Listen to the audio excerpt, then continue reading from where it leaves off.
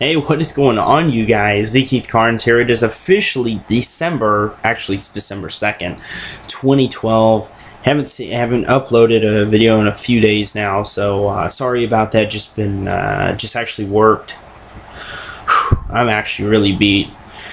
So bear with me while I'm doing this work. Sometimes these videos will be up a couple days late at most. So this video is coming up now. This was originally supposed to be up on the 29th, I believe. So forgive me, guys. Anyway, this episode of Criminal Mind Talk is centering around none other than a killer that you've probably never heard of, as this killer doesn't have what they would call extreme publicity, like Ted Bundy, Jeffrey Dahmer, all those well-known serial killers of the past. Well, Nannie Doss is the name of our criminal this week.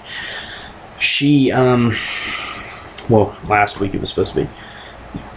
Quite an interesting character here. Let's go ahead and read a little bit about her, and I'll give you my opinion. Nannie Doss, born November 4th, 1905, died June 2nd, 1965, was a serial killer responsible for the deaths of 11 people between the 1920s and 1954. She finally confessed to the murders in October of 1954 after her fifth husband died in a small hospital in Tulsa, Oklahoma. In all, it was revealed that she had killed 4 husbands, 2 children, her 2 sisters, her mother, a grandson, and a nephew. So, as you can see here, this woman was definitely what some people would call pretty ruthless.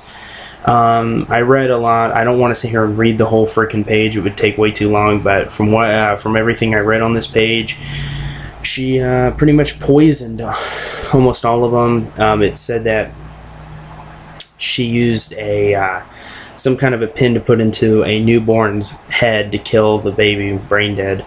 In other words.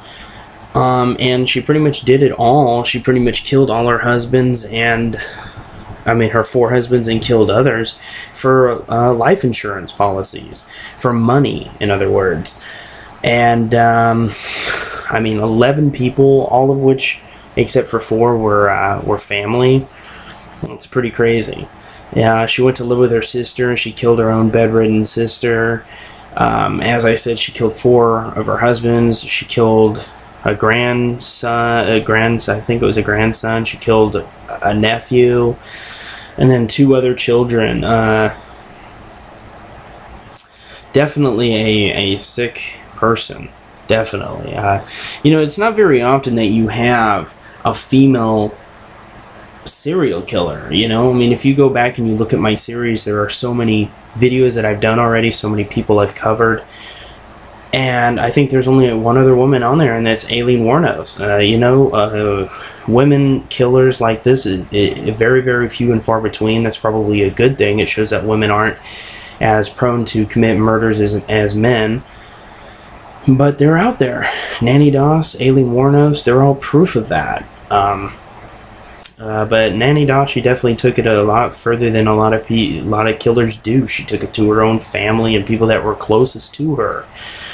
She took it further than a lot of serial killers do. A lot of serial killers, they'll never touch their family. They'll leave their family to basically, they'll just leave their family. They won't, attack their family. It's been done before, but it's not common, actually. And Nannie Doss, yeah, she was a serial killer to really her own family. Truly one of a kind in a bad way.